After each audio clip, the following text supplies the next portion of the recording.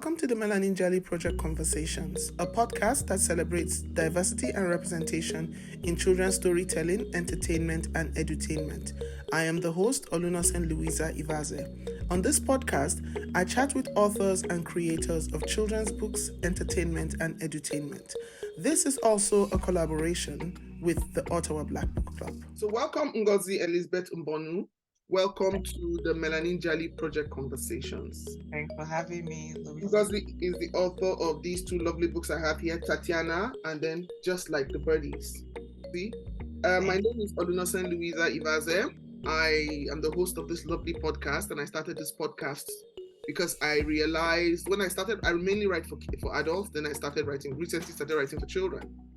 And I realized there was a gap in podcasts that celebrated diversity and representation in children's storytelling. Okay. So that's why I decided to start this podcast. Basically, just to talk to authors about their writing journey and their books, and also to give other aspiring authors tips. So I'm the host and the founder of the Ottawa Black Book Club also, where we are focused on books by authors of Black and African descent, because I believe that we are the only ones who have the power to shape our narrative one book at a time. So Ngozi, go ahead, tell us about yourself and what inspired you to write these lovely books. Oh my goodness. Actually, this came by accident though. Because many years ago I was struggling with keeping a job, and I had a conversation with God. I said, God, what is it that you put inside of me that nobody can take away? And I just kept hearing you're a writer. And people used to tell me that I have a way of telling stories, and as a kid, they used to call me a storyteller, right? So I could come up with stories, make up stories, and I'll be like, oh, that's a movie. I had friends that used to travel to England and US as a kid. So they come back and they'll be like, oh, I watched this movie in the States. I'll be like, oh, really? Just because you traveled to South, I'll come up with my own wonderful story. And they'll be like, where can we get the movie? I'll be like, well, I made it up. I will laugh about it. So as a kid, I knew I had the power to tell stories. Okay. And so I think 10, 11, 12 years ago, I wrote a story because after watching a documentary on the television about a little girl that killed herself because of bullies. And I said, well, why should any child kill them? In Nigeria, if somebody bullies you, the whole family rallies around and they fight the bully, right? But in this part of the world, it's so different. Like, a lot of people are victims of bullying. Even adults are victims of bullying. So I decided to write a book on bullying. And Tatiana happened to be my first book that I wrote. And they turned it into a movie to teach kids about bullying and all that in 2016. So that's actually my journey in a nutshell. I don't know if I answered your questions correctly, but yeah, that's it. Yeah. Because I read the book Tatiana, and yes, I know that bullying was covered here. Because I know that a lot of children, went through, a lot of us as adults, like some people went to experience bullying as kids. Yeah. And I feel that this is one thing schools need to look into. Because many times I think some kids are too scared to complain, and some kids too don't want to complain because they feel that if they complain, nobody is going to listen to them. They're going to say, "Oh, you're too sensitive." You understand? And then the question if it really, really happened, because I'm looking at this one, and where they said here that where you said here, she will cry because she thought nobody liked her. Yeah, right. I mean, starting from her name, Tatiana. Yeah. The kids to call her Tati. Yeah. Her clothes were clean. They were just old, that was all. Yes, they were old and tattered. And kids, once you have any, let's say you're an untidy kid, it's actually, you stand out as the weakest link in the class. Okay. So a lot of kids could bully a fellow kid because of little things like that. Yeah, your clothes could be clean, but once it has holes and it's a little bit unkept, kids could use it to make mockery of other kids, So that was one thing that Tatiana didn't have new clothes. She had old clothes. And I think another thing with bullying done by children is also the ignorance of innocence. That's what I think. Yeah, because it's easy for kids to pick on other kids that look different. Yeah, exactly. I don't think they do it to be wicked. I just think it has to also do with the ignorance of innocence. So as parents, I think that there's a responsibility to talk to children. Exactly. Kids are born with these ignorance. They don't know. They're just naughty. That's why you call them naughty kids, right? But most kids are just naughty, especially at that age. They don't have filters. They're not thinking. They just find everything funny. So this is where we as adults have to come in and correct it. But it's funny that adults these days don't even want to correct naughtiness and ignorance. I seem to leave what I've realized is that it's as if many parents are leaving the responsibility of upbringing to the teachers. And the teachers are getting bullied also. So this is something that we need to create an awareness on. Bullying is a big issue. It's affecting both kids and adults. It's affecting the teachers. It's affecting the students also. So there's a need to create an awareness on bullying. And I think people are already doing it out there. Yeah, because for a child to take his or her own life as a result of bullying, I've read stories like that. Yeah. And when I read it, I was so traumatized because I was wondering, how bad could it have been? Where were the adults when all of this was going on? Exactly. I've also heard of cyberbullying. Yeah, cyberbullying, like I'm thinking it's not as bad as face-to-face bullying, like classroom bullying. I think they are both the same evil, just different clues. Different, exactly. Yeah. That's true. Yeah. Cyberbullying need to be attacked. Yeah. Mm-hmm. Because when people, let me quickly look up the definition of bullying. Yeah. Let's see. Bullying.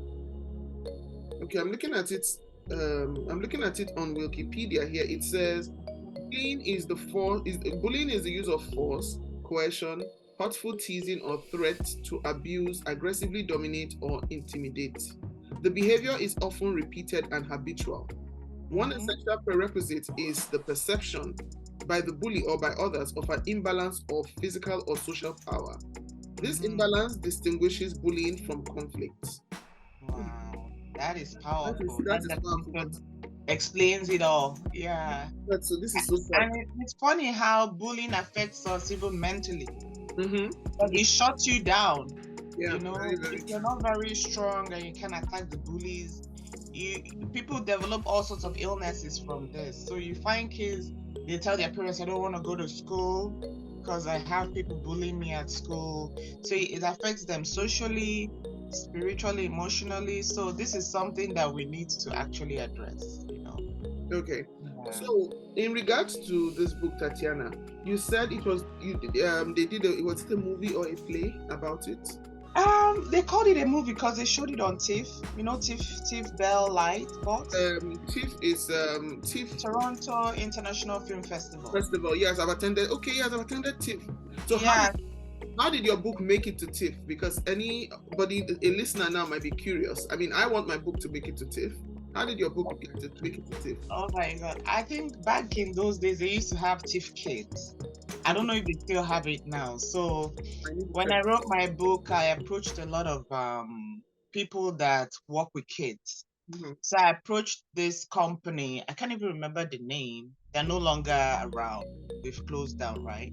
So I approached the lady and it happened that she's Russian. Her first name is Tatiana. Oh, okay. Funny enough, I gave her my book, and after reading it, she said, Elizabeth, this is just my story. I was like this as a kid. I was bullied, I was teased in the classroom. And 2 years later, she approached me and said, can I use your book to make a movie? I said, why not? So that's it. And then I had to go to the schools and talk to the kids that were supposed to be in the movie. And I told them, if you guys are going to make a movie, make sure you make Tatiana look good. Okay. So I said every character has to be represented in this movie. And we started working on the movie, and that was it. Okay. And they came second. I think one of the kids play came first, because she used to teach claymation. Claymation is using clays to make movies. Okay. So one of the kids in Tatiana movie came first, then Tatiana was second. Oh, that's nice. So Exactly. then your second book here, just like this one, just like the Birdies. Right. Yes, I didn't know a lot about birds.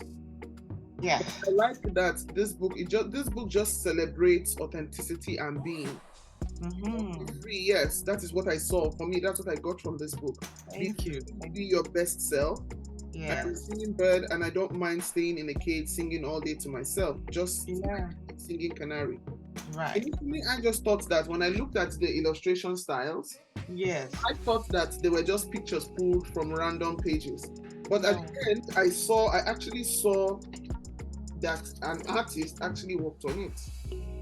Definitely. An artist worked on it. Azizam is his name. I don't know if I put his name here. No, his name is Azimzia. If you go to the first page. Okay, Azimzia. Just behind, illustrations by Azimzia. Okay. So he's the one that did the pictures illustration, and he did a great job.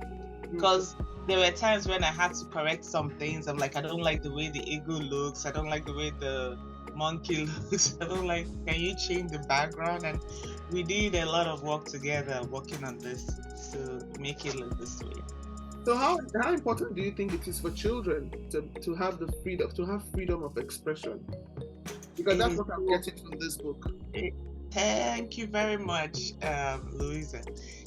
You hit the nail on the head. I'm excited that, because when I wrote this book, I was wondering if people were going to get the message. Oh, yes, I got the message when I read it. I was wondering because this was an inspiration from birds. As a kid, I used to like birds. We used to actually catch birds. I and my brothers with catapults. I was a little bit of a tomboy, so I did everything the boys did. So we'll catch the bird and we'll nurture the bird if the bird is wounded until it heals. Then we release the bird to the world, back into the world. So when I came up with the inspiration of just like the birdies, I wanted to put in all the birds that I knew about, like the peacock, the canary, the goose. So all the birds that I'm crazy about, I put them here, and I try to use their characteristics to teach kids how to be. Okay. Because as a kid, my grandfather taught us a song. The song it goes this way: birds are free, so are we. In a very pretty way, footstep flies, faces bright, for it's a happy band too. I could sing it, but I'm just gonna read out. When we laugh and dance and sing, gay as bored or anything, follow me, full of glee, singing merrily. So birds are free to express themselves. They're as happy as ever. They're just who they are. And we can learn so much from birds. We can learn how to work hard. We can learn how to live in a community, because birds flock together. They don't fly alone. And when we do things together, we go far. Okay. You understand? So there's so many, many lessons we could learn. Yeah. If you want to go the distance, you go alone. If you want to go far, you go together. You go together, exactly. Yeah. So what are some of the challenges you think authors face when they try to tell authentic stories like this? Like stories of the importance of being yourself and stories about touchy issues like bullying. What are some of the challenges you think authors face when they try to tell such stories?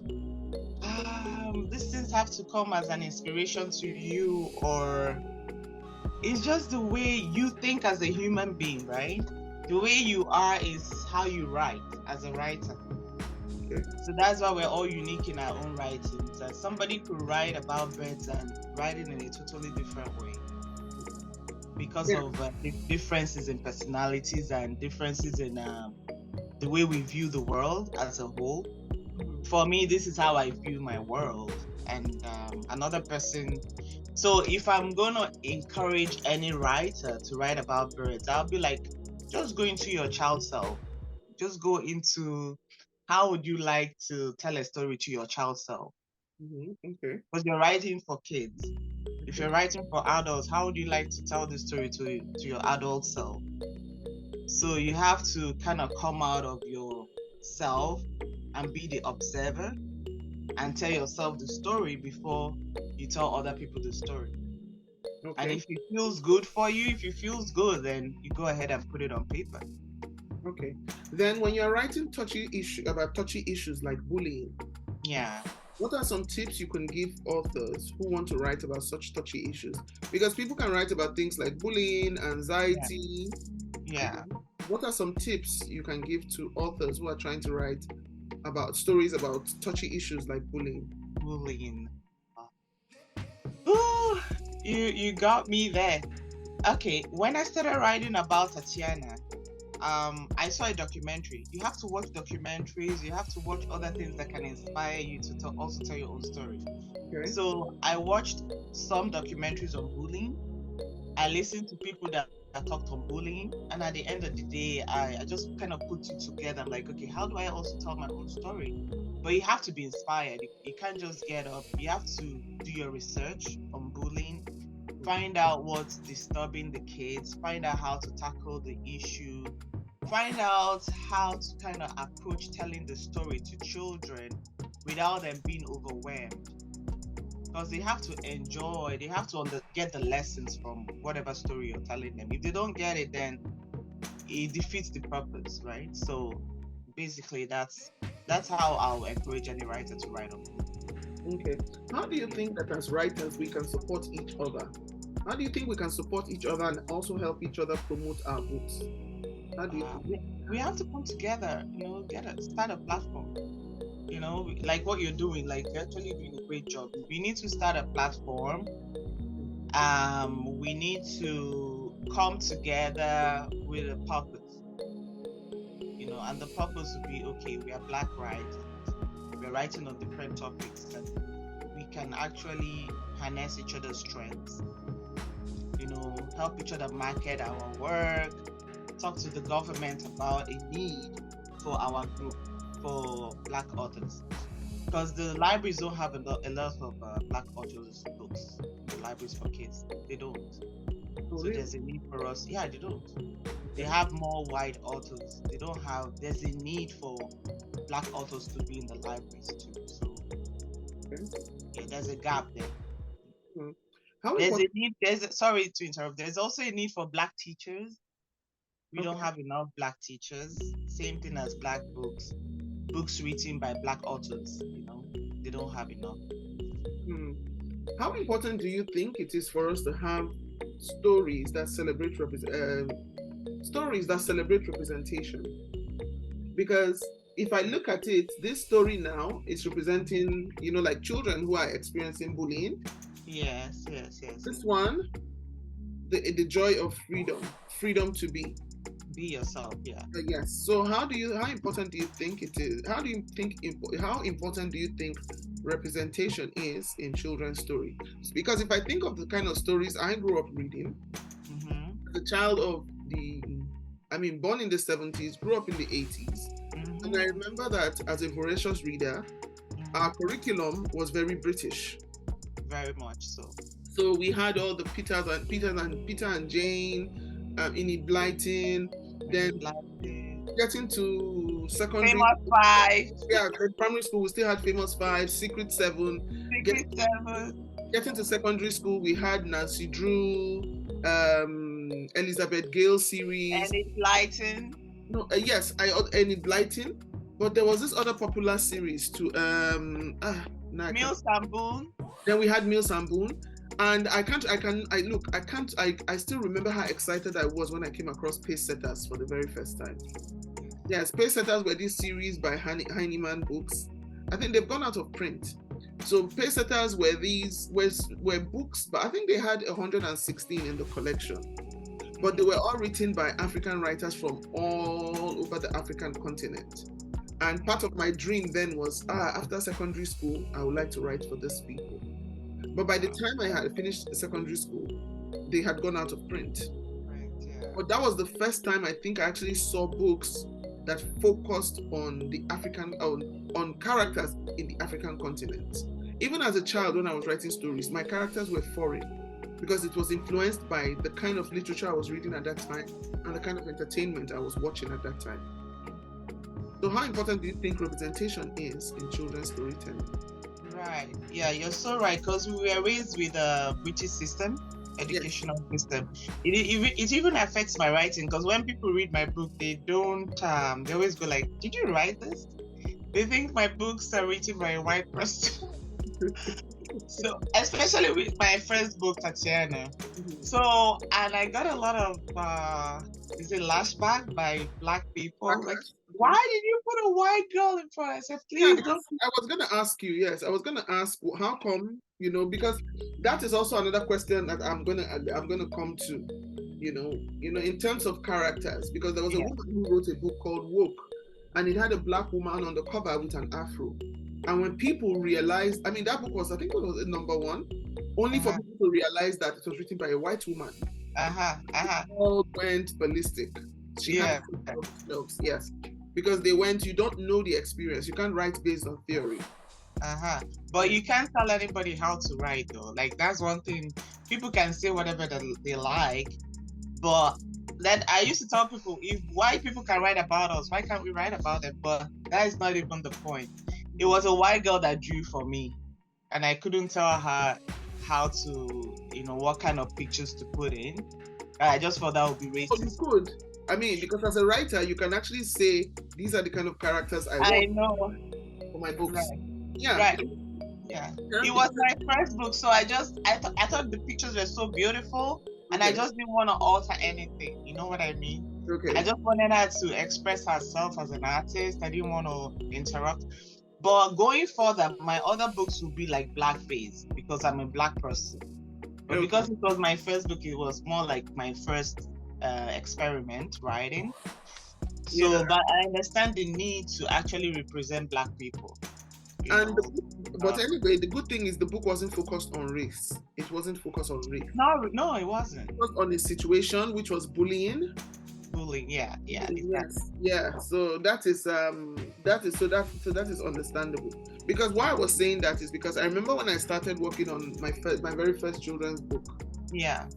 And I had, for me, I am a perfectionist. So my attention to detail, before I do anything, I've already envisioned it. I know exactly what it is I want. Yeah. So any illustrator I work with, I tell him, this is how I want it. This is how it should look. And this guy, Alaba Onajim, did a fantastic job. Right. Yes, right. Because here I was writing about African hair. And then the second illustrator I worked with, I'll show you here. Look at his work. Oh, that's beautiful. Yes, look at the quality of his work. Yeah. So I was gonna ask that because I like to ask when I meet authors who write about other races. I always ask, do you think you need permission to write about other races or other cultures? For me, I'm writing about humanity. And I'm looking beyond race when I write. I'm writing from, if I'm a teacher and I have white people in my class, I have black kids in my class, I have Chinese kids in my class, I have all races in my class.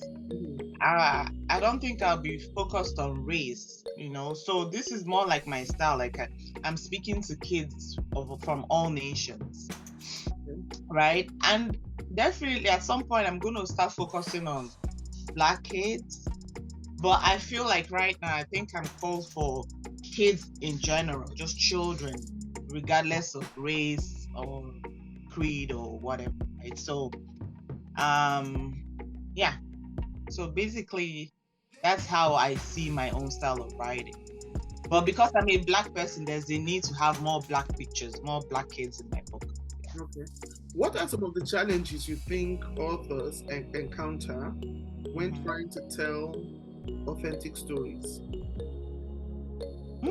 Authentic stories? What do you mean by authentic stories?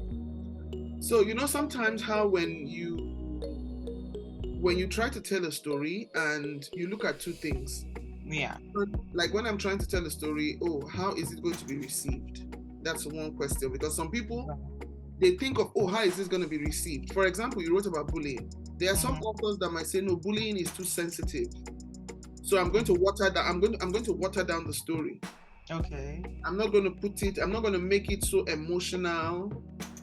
Yeah. Then another thing some people look at is, I want what we sell.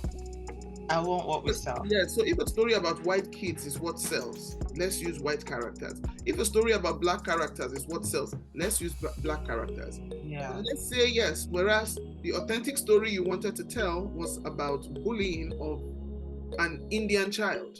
Oh, but okay. because you are thinking of what might sell and what the society wants, you use either a black or white child, and then you water the story down. So how do you think that, what are some of the challenges you think some authors might encounter when they try to tell authentic stories? There's a difference between good writers and opportunist writers, right? Okay. If you're writing from your heart, not because you're writing to make money, you gotta be very authentic. Okay. Writing doesn't make you rich overnight. No, it doesn't. That's one thing that people have to understand. Like, just because you're a writer doesn't mean all of a sudden the money starts rolling.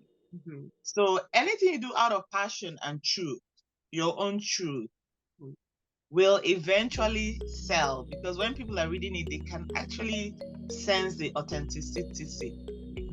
So what do you think are some of the challenges people experience or encounter when trying to tell authentic stories? How do you keep your stories authentic?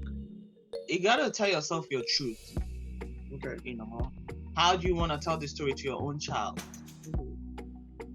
And if you don't have a child, how do you want to tell the story to the child in you? You know what I mean? Okay. So you have to be real. At the same time, as a storyteller, this is a gift. Storytelling is a gift, I feel. Some people go to school to learn how to write stories, but if you're gifted with something, then you kind of stand out when you're writing your story, because you're writing from your natural being, from your core, right? From your God self. Okay. I'll always say from your God self. So it's a passion, Louisa. It's a passion. If you're passionate about something, when you're talking about it, people can hear it in your voice. People can, when they read it, they can actually, when they drop the book down, they'll be like, what hit me? It's like you're taking them to a different place altogether, to your world. So that's the difference between somebody that writes from that place of passion, okay, compared to that person that's writing because they want to make money, or because they want to please some people, you know. So yeah. So what do you hope to see for your books? I want my books to be read by every kid. I don't even want to be known as an author, because most of the books I read as kids, I don't remember most of the authors, right? Most I remember the names of the books. Mm-hmm. Like, who wrote Cinderella? Who wrote Beauty and the Beast? So those started as fables, and then through the years they have been written and retold and retold. I even have a Nigerian version of those stories that I'm working on. I was working on a series of retelling. They are classics, actually. They are called classics.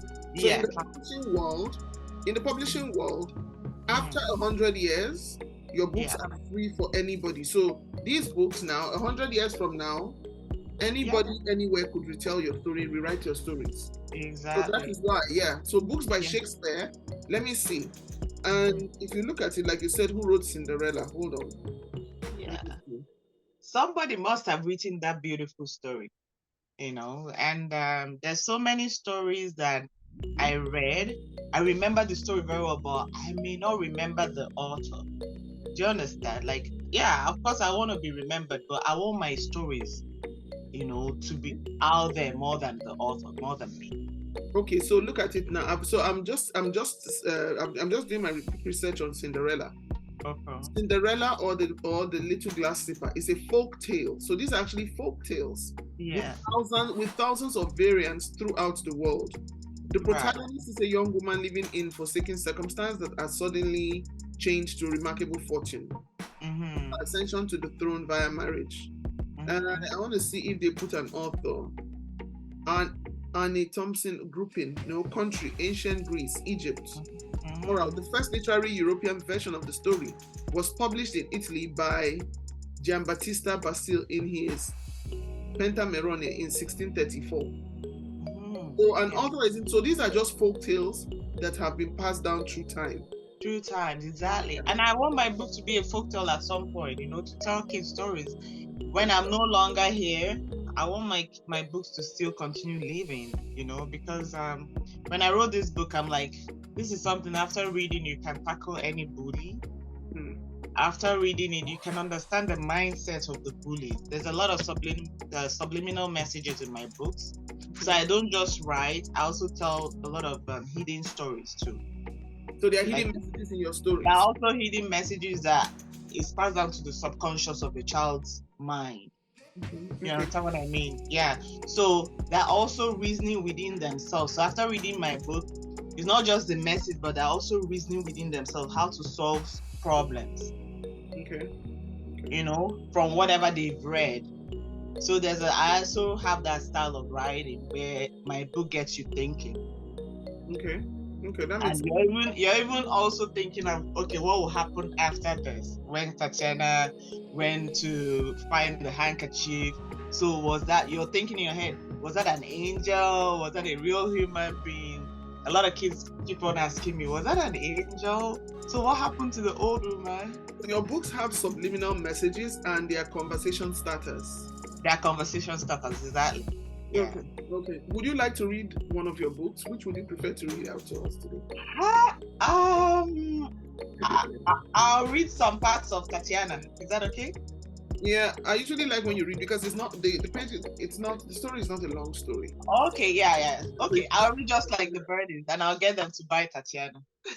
No, then read Tatiana to us because this is the one you're talking about, bullying, which is a very sensitive issue. Okay, all right, okay. Whichever one you want me to read. Yeah, read this one. So Tatiana, written by Ngozi Elizabeth Mbonu, illustrated by Christine Michelle Taylor. Okay. And if you can see very well. So this child is a representation of every child, okay? She's just light-skinned. Don't worry, I'll hold it up for you. I'll hold it up. Okay, so I always say my book is dedicated to all the orphans. Okay. So then the kids ask me, who is an orphan? I said an orphan is someone that doesn't have a mom or a dad. Okay. So yeah. So we'll start from Let Your Light Shine. And this book belongs to, you can put your child's name there. Yeah. So once upon a time, in a small village far away, there was a poor young girl named Tatiana. Her classmates called her Tati because her clothes, although clean, were old and tattered. She had no friends because she kept to herself a lot. She walked to and from school all by herself. So you can show. Also the pictures. Yeah. Many nights she would cry herself to sleep because she thought nobody liked her. This made her very sad. So you can hold that up. Coming home one day, she bumped into a boy named Simon. I think, is this Simon? Yeah, that's Simon. From her school. They made eye contact and Simon smiled slightly, even though he thought Tati was a bit weird. She ran up to her house smiling and thinking, oh, Simon likes me. We all had our crushes as kids, you know. There's this person that will smile at you and the person will make your day forever. So Simon happened to be one of those people for Tati. Okay. Yeah, Simon was a kind boy. He was kind. He had no bad intentions. He just was a kind boy. The following school day, everyone was making fun of her. The girls at school knew she had a crush on Simon. Tatiana was so embarrassed. Very early next morning, Tatiana decided to run away from it all. She got tired of the bullying. She trudged along a path on the outskirts of her village for what seemed like miles, not knowing where to go. She plopped down on the side of the road to rest and covered her face with her hands. Hearing the sound, Tatiana looked up and saw an old lady, sorry. She was rather tattered and worn. In the sweetest voice, the old lady asked, "Where are you off to, my dear?" Tatiana looked up to the heavens and said, "Any place but here." Then she started sobbing. The old lady handed her a beautiful embroidered handkerchief and said, "Wipe your tears, my child. Everything will be all right. Come sit at my campfire and have a rest." While Tatiana rested, the kind old lady, you can keep that up while I'm reading. Yeah, you can keep. No, I like to. I hold it up so people see it, and then we go back reading. And we go, okay. While Tatiana rested, the kind old lady hummed as she busied herself making up some soup over the campfire. You know those comfort food that grandma gives you and you feel better. So to Tatiana's amazement, she noticed that the birds, the rabbits, and other small animals were gathering around them. The kind old lady tossed bits of bread to these small, beautiful creatures, and they rushed the food like it was a game. She even spoke to the animals, and it seemed like they understood each other. So here I was trying to teach that we are all related, like nature. So that's human, nature, animals. So there's harmony. Ecosystem, there's harmony right there. So there's balance in that atmosphere. You know, there's balance, and it feels like heaven, right? So the old woman gave Tatiana a battered tin cup filled with steaming chicken broth. The taste of the broth, nature's harmony around her, just like what you said, and the kindness of the old lady made Tatiana feel like she was in heaven. She felt at peace and never wanted the day to be over. Tatiana couldn't have asked for a better place to be. We all want to be in heaven every day, right? To be at peace. Even kids need to be at peace. So parents, stop stressing your kids. The old lady smiled at Tatiana with the kindest eyes and then spoke words of wisdom. "Little child, you have a whole life ahead of you. Love yourself, shine like the stars in the night sky. You see, these stars are millions of miles away, but we can still see their beauty. No one can put that light out. Let your light shine and others will see it. Don't let anyone put your light out." Tatiana turned to the old lady and wiped her tears again on the handkerchief. She smiled at the old lady and gave her a hug. It was starting to get dark. The old lady said, "Perhaps it's time for you to go home now. Your family will be worried about you." Tatiana nodded and said, "Okay, I'll go back." The kind old lady walked Tatiana to the edge of the village and bade her goodbye. It was a long walk for Tati. When she got home, to her amazement, Simon and some of her classmates were in front of her house with her mother. They had missed her at school and they were all planning to go search for her. So the same bullies now turned into friends. They were so happy to see her. Simon was the first person to walk up to her. Tatiana cried tears of joy. She told them how she had felt and why she had run away. They hugged her and promised to be her friend. From that time on, Tatiana felt more confident in herself.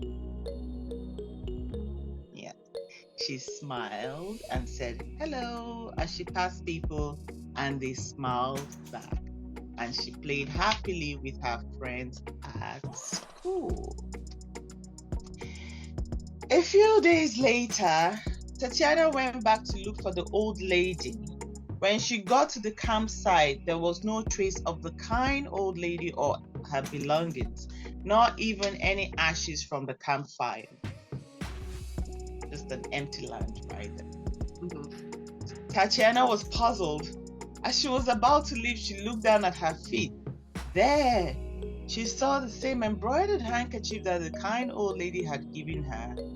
Stitched on it were the words, "Just be you and shine like the stars." The end. Thank you so So, much. thank you, my sister. This is an amazing story. So for people who want to buy your books, where can they find your books to buy? On Amazon, amazon.ca or amazon.com. You can type in my name, Ngozi Elizabeth Mbonu. Okay. Type in Tatiana or type in just like the Birdies, or you can go to www.CookieReads.ca. Okay. The link is also there to Amazon. What is CookieReads spelled CookieReads. COOKIE. Yeah, like cookie and then reads READS. CookieReads.ca. Yeah. Okay. And what's your social media handle? Like are you on Facebook? Are you on Instagram? Right. On Facebook, you can Google, type in CookieReads on Facebook, and on Instagram you can type in CookieReads1. Somebody stole my name, so I don't know how to put the one there. Yeah. Okay, CookieReads 1. I was also going to ask you, I noticed that I think you self-published these books. Why did you choose to self-publish? Why didn't you go the traditional publishing route? It's very hard to find traditional publishers to, buy into your books. There's just so much competition there. So I decided to just self-publish. Okay. And say in the future they want to publish my books, they're also welcome to do that. Okay. So are you working on anything new? How many books have you written? Are you working on anything new? I'm working on Tick Says the Clock. Okay. Teach kids the importance of time. Okay. And God knows what else I'll be working on, but okay. I want to work on for teenagers, on a book for teenagers. Okay, young adult books. Okay. Young adult books. I'm working on one, but it's gonna be very futuristic, a little bit like. Okay. And what are the benefits of self-publishing? The benefits is that you have 100% monopoly over your book. You have 100% rights over your book. Okay. And if you can market your book properly, you can actually do very well. Okay. So, yeah. I was also going to tell you that you should also consider uploading your books to Ingram Spark, because from May, I don't know which of the days now, but this May, you can now upload your books for free. Ingram Spark used to charge before to upload. Yeah, $40 or so. Yes, yeah. But now it's free. If you can find somebody to format even these books, if you can find someone, I can actually introduce you to the guy who does my formatting for me. He's in Pakistan. Yeah. If you can get someone to format it for you, you can upload them to Ingram Spark. Then they get printed as hardbacks, and the distribution is wider. It's wider, beautiful. Yeah, it has wider distribution. Yeah. Lovely. That's good to know. I've always wanted to upload my book on what do you call it? Ingram Spark. But I always get like. That's what I do. That's how I got these ones. It's good. Then distribution is very wide. Okay. That's how I got my books done. Anyway, Ngozi, I would just like to say a very big thank you. Everybody, go to her website. Yeah. Go to her social media handles. CookieReads, right? Yeah, CookieReads. It's like a cookie reading, like I wanted something that the kids can relate with, cookies and milk and all that. So CookieReads. If a cookie can read, you can read. All right. Thank you so much, Ngozi. You're welcome. It was great having you here. Yeah. Thanks for having me, okay?